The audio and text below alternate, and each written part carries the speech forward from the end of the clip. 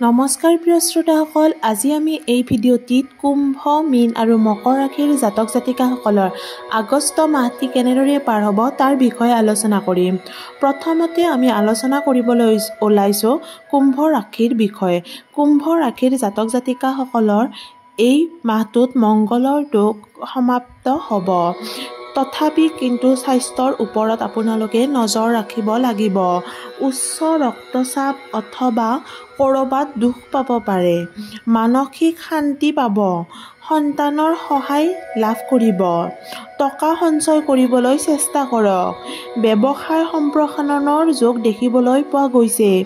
সম্বন্ধসমূহ ঠিক কৰিবলৈ চেষ্টা কৰক। শিক্ষাৰ্থীসকলৰ এই মাহটো মধ্যম।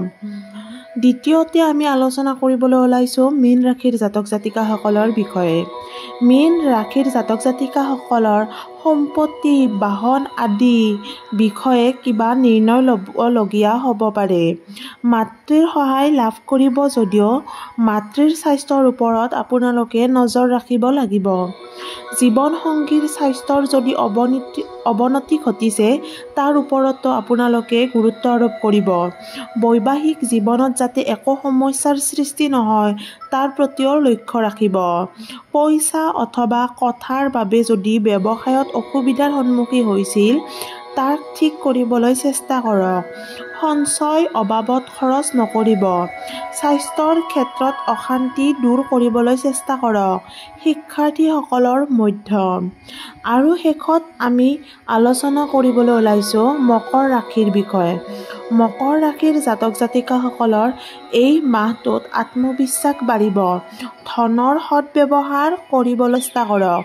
পৰিয়ালৰ লগত ভাল সম্বন্ধ গঢ়ি উঠিব। বন্ধুৰ পৰা সাৱধান হ'ব।